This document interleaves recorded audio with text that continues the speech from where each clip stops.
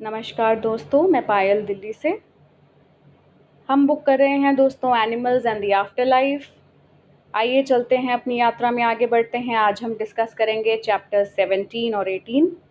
Chapter 17 दोस्तों जिसका कि नाम है द जर्नी कंटिन्यूज, यात्रा जारी रहती है। दोस्तों इस कहानी में एक नई महिला को इंट्रोड्यूस किया गया है जिसका कि नाम है पैटी। किम जी बताती हैं कि पैटी एक एनिमल कम्युनिकेटर है जो एनिमल से बातचीत कर सकती है, उनसे वार्तालाप कर सकती है, उनके संदेश ले सकती है, चाहे वे उस पार हों या चाहे वे जीवित हों। टेलीपैथी के माध्यम से मन की बात को जानना।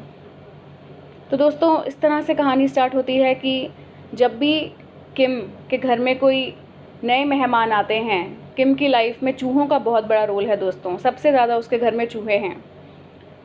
इतना ही नहीं बल्कि उसके घर को एक हॉस्पिटल कहा जाता है चूहों का, क्योंकि उसके घर को बोला जाता है द रैट रिफ्यूज, जहाँ पर सारे चूहों को आश्रय मिलता है, शरण मिलती है। नए छोटे और जवान चूहों को ही नहीं बल्कि जो चूहे छोड़े गए हैं लोगों द्वारा, बीमारी के कारण, बुढ़ापे के कारण जो छोड़ दिए गए हैं, वह उनका भी ध्यान रखती है।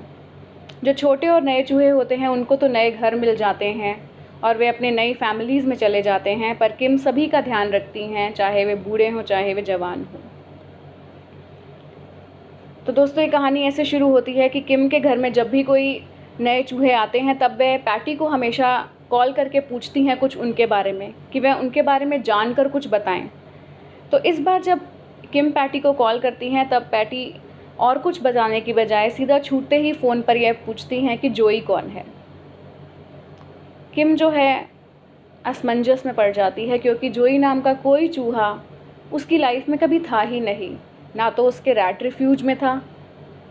तो वह कुछ देर तक सोचती रहती है, लेकिन पैटी उसे बताती है कि जब आज रात को जब मैं सोकर सुबह उठी तब से मेरे दिमाग में यह शब्द जोई छाया हुआ है, यह नाम जोई छाया हुआ है। ज़रूर यह कोई एनिमल है या चूहा है जो कोई संदेश देना चाहता है। इतने में ही दोस्तों किम को ये समझ आता है, उसे याद आता है कि कुछ समय पहले जो है उसने एक महिला जिनका नाम सारा था, उन्हें एक चूहा दिया था। उस चूहे का नाम सारा और उसकी फैमिली ने जोई रखा था। तो उसे याद आ जाता है किम को, परंतु उसे ये भी याद होता है सारा ने कुछ समय पहले ही किम से यह बताया होता है किम को कि जोई जो है अपना मृत्यु को प्राप्त हो चुका है और अब वह यहाँ नहीं है। तभी पैटी समझ जाती है कि जोई जो है कुछ संदेश देना चाहता है सारा के लिए, और वह चाहता है कि यह जो संदेश है वह सारा तक किम और पैटी के थ्रू पहुँचे। तो जोई ने माध्यम जिनको बनाया है वो हैं किम और पैटी, अपना संदेश पहुँचाने के लिए। जोई क्या कहना चाहता है सारा से दोस्तों सुनिए। वो बताता है कि सारा, चाहे मैंने तुम्हारी कभी सराहना नहीं करी, अपना प्रेम तुम्हारे लिए नहीं दिखाया, पर तुम ये मत समझना कि मैंने तुमसे कभी प्यार नहीं किया।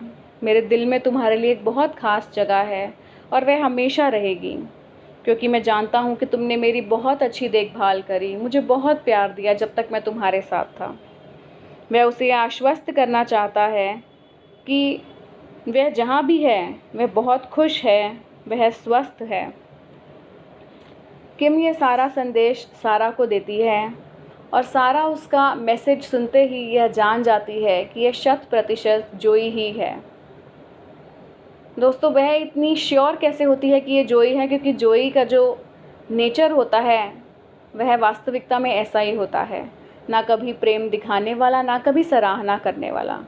जबकि बाकी एनिमल्स बहुत लविंग होते हैं, किंतु जोई ऐसा नहीं था। तो आज यह मैसेज अचानक क्यों, इसकी भी वजह सारा किम को बताती है कि कुछ दिन से वह जो है मन ही मन बहुत ऐसी आशा कर रही थी कि जोई उससे बातचीत करे, वह जहाँ भी है उस पार वह उसे आके एक बार बताए कि वह कैसा है, क्या वह खुश है।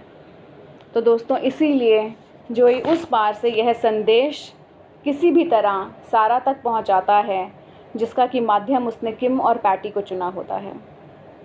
इन सभी अनुभवों के बाद अब किम जो है ये जान जाती है कि जो उस पार के एनिमल्स हैं, जो उस पार जा चुके हैं, वे भी जानते हैं कि किम किस तरह का काम करती है, और कभी कभी अपने ओनर्स तक मैसेज पहुंचाने के लिए वे किम का सहारा लेते हैं, क्योंकि वे सब जानते हैं कि किम धरती पे किस तरह का काम कर रही है। किम को पहले इन अनुभवों पे, इन बातों पे बहुत संदेह होता था कि क्या ये सब सही है, ऐसा होता है। परंतु दोस्तों अब जैसे जैसे किम की लाइफ में ये सब होने लगा था, घटित होने लगा था उसके जीवन में ये सब, तो किम ने जो है संदेह करना छोड़ दिया। अब उसको इन सब में एक दिव्यता दिखाई देने लगी जिस पे वह पूर्ण रूप से विश्वास करती थी। अब वो इस प्रोसेस को ट्रस्ट करती थी, क्योंकि अब वह जानती थी कि वह जो भी कर रही है वे एक डिवाइन प्लान के अंतर्गत कर रही है। वह जान गई थी कि शायद यही उसका धरती पे पर्पस है।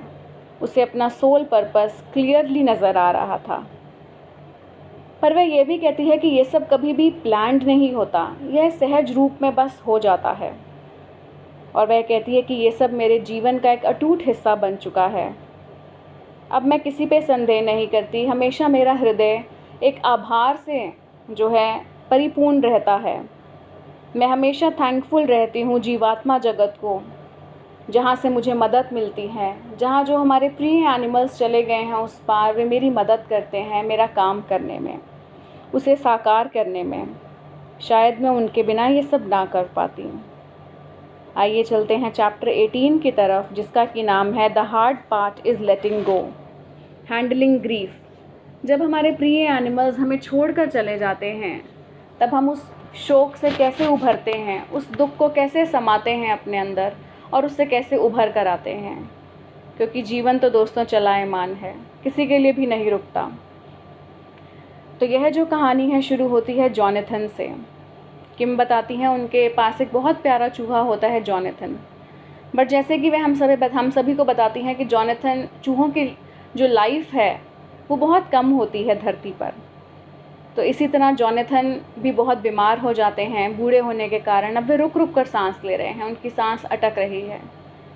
वह उन्हें तुरंत ही जब डॉक्टर के पास लेकर जाती हैं और डॉक्टर को के पास रखती हैं उनके पास कि वह उन्हें एग्ज़ामिन करें और देखें और बताएं, उनको कुछ मदद करें जॉनथन की, उतने में ही जॉनथन अपने प्राण त्याग देता है वहीं पर डॉक्टर के टेबल पर। डॉक्टर जो है वह बहुत ही एक समझदार महिला होती हैं और वह उस कमरे में किम और जेमथ दोनों को अकेला छोड़कर चली जाती हैं, यह कहकर कि आप अपना समय लीजिए। क्योंकि वे जानती हैं कि वह इस वक्त इस पल में दोनों बहुत दुख से जो हैं भरे हुए हैं। वो उस कमरे को छोड़कर चली जाती हैं। किम और जेमथ खूब रोते हैं, लेकिन ऐसा नहीं होता दोस्तों। किम को ऐसा लगता है कि वह अपने दुख में अकेली हैं, पर कुछ ही क्षणों में अस्पताल के दूसरे कमरे से भी रोने की आवाज़ आने लगती है। उस दिन ऐसा लगता है कि मानो अस्पताल के हर कमरे से रोने की आवाज़ आ रही है, क्योंकि इतने सारे लोगों ने अपने प्रिय एनिमल्स को खोया होता है। किम समझ जाती है कि वह अपने दुख में अकेली नहीं है। यह शायद एक ज़िंदगी का एक पार्ट है जिसे हमें समझना है गहराई से, जिसको कि हम डेथ कहते हैं। और दोस्तों इतने में वो बताती हैं कि कुछ लोग इस वक्त जो है कहते हैं कि रो मत, चुप हो जाओ। तो वह उन लोगों को बताना चाहती हैं कि कभी भी आपको इस तरह नहीं कहना चाहिए। अगर आपका मन कर रहा है अपने आप को हल्का महसूस करने का, रोने का, आंसू बहाने का, तो आप करिए, आप रोइए, किंतु अपने अंदर उस शोक और उस दुख को बांध के मत रखिए, क्योंकि इससे जो है ये हमारे अंदर, शरीर के अंदर बीमारी का रूप धारण कर लेता है। आंसू बहने देना, अपने आप को हल्का महसूस करना एक हीलिंग की फॉर्म है। इससे हम अंदर ही अंदर हील होते हैं। सिर्फ आपका यह कह देना, लोगों का यह कह देना कि ये तो एक जानवर है, आप नया ले लीजिएगा तो क्या हुआ, और आ जाएगा। वह उन सभी को बताना चाहती हैं कि वे समझ जाएं कि जितना इंसान को खोने का दुख होता है उतना ही एक प्यारे एनिमल को खोना भी दुख होता है। इसमें कोई कंपैरिजन नहीं है। दुख तो दुख ही है, प्रेम प्रेम है। वह ये भी बताती हैं कि ऐसे कुछ लोग होते हैं जो अपने एनिमल्स को ज़्यादा प्यार करते हैं ह्यूमन से, क्योंकि प्रेम जो है वह एक भाव है जो सबके लिए वैसा ही है। तो इसीलिए वह इस बात को बिल्कुल पसंद नहीं करती जब उन्हें लोग कहते हैं कि वह तो सिर्फ एक एनिमल है। ऐसा नहीं है कि नए एनिमल के आने से दोस्तों आप पुराने को भूल जाएंगे। वो आपकी हेल्प करेगा हीलिंग में, परंतु हर कोई व्यक्ति अपना अपना समय लेता है आगे बढ़ने के लिए ज़िंदगी में। नए एनिमल के आने से आप पुराने को नहीं भूल जाते, क्योंकि हर आत्मा एक यूनिक आत्मा है, खास आत्मा है, उसके साथ आपका जो एक रिलेशनशिप है वो बहुत ख़ास है, अटूट है। इसलिए किसी का भी मुकाबला किसी से नहीं है। हर एनिमल अपने आप में विशेष स्थान रखता है। और वो कहती हैं दोस्तों कि कुछ लोग होते हैं जिन्हें अपनी फैमिली और फ्रेंड्स से बिल्कुल मदद नहीं मिलती उनके दुख की इस घड़ियों में। वे समझ ही नहीं पाते कि इतना दुख किस लिए। तो किम ऐसे लोगों को बताना चाहती हैं कि आप जो है प्रोफेशनल हेल्प ले सकते हैं। बहुत सारे ऐसे ग्रुप्स हैं, सपोर्ट ग्रुप्स हैं, ऑर्गेनाइजेशंस हैं, काउंसलर्स हैं जो इस दुख से उभरने में हमारी मदद करते हैं। और दोस्तों एक नई बात सामने आती है। किम सभी पेरेंट्स को एजुकेट करना चाहती हैं जिनके कि बच्चे हैं घर में और पेट्स हैं। वे इस बात को बहुत अच्छे से समझाती हैं एक स्टोरी के माध्यम से। एक फैमिली होती है जिनके घर में एक पेट होता है जिसका नाम होता है मैक्स, और उसी घर में एक बच्ची भी होती है। मैक्स जो डॉग होता है दोस्तों, वो कुछ समय बाद अपने भौतिक शरीर को त्याग देता है। जब वह बच्ची मैक्स को निढाल पड़े हुए देखती है, उसके शरीर को, कि इसके शरीर में कोई हरकत नहीं है, वह बहुत रोती है उसके पास बैठकर। उसे पूछती है कि तुम अब क्यों नहीं उठते, पहले की तरह मेरे साथ क्यों नहीं खेलते, तुम ऐसे क्यों पड़े हो। तो दोस्तों उन पेरेंट्स को जो है समझाना बहुत मुश्किल होता है अपने बच्चों को। किम बताती हैं कि जो पेरेंट्स हैं, माता पिता हैं, वे अपने ही शौक में जूझ रहे होते हैं और वो बच्चों को ठीक से समझा नहीं पाते कि अब ये जो है वापस नहीं आएगा। तो किम उन्हें समझाने के लिए कहती हैं कि बच्चों से कुछ भी ना छुपाएं, अपने इस दुख को ना छुपाएं, बच्चे के सामने रोएं, बच्चे के सामने अपने भाव व्यक्त करें, बच्चे को यह महसूस कराएं कि किसी के जाने पर रोना नॉर्मल है। आप अपने जो अंदर की फीलिंग्स हैं उसको बच्चे के सामने एक्सप्रेस करिए ताकि बच्चा भी ये जाने और समझे, ताकि बच्चा भी आपके साथ ही हील हो उस दुख में। और वह कहती हैं कि जब अगर बच्चे फिर भी ना समझें तो बच्चों को साथ लेके जाएं। जब आप अपने प्रिय पेट को दफनाने जाएं तब वहाँ लेकर जाएं ताकि वे उसे देखें और समझें, और तब बच्चे को बताएं कि यह मैक्स जो है केवल, या कोई भी प्रिय एनिमल जो है, सिर्फ अपना भौतिक शरीर त्याग कर गया है। इसकी आत्मा तो अजर और अमर है। वह जीव आत्मा जगत में खुल के घूम रही है और बहुत खुश है। इसे बच्चे समझ जाते हैं दोस्तों, और आगे अपना दिल फिर से प्रेम के लिए खोल देते हैं, अपने एक नए पेट को अपनाने के लिए अपने दिल को खोल देते हैं, क्योंकि उनकी हीलिंग हो जाती है इन सब से। लेकिन यही बातें अगर उनसे छुपाई जाएं, उनको ना बताई जाएं, तो वे समझ नहीं पाते और वे अपने दुख में रहते हैं। अगली बात दोस्तों जो बताई गई है इस चैप्टर में वो है गिल्ट की।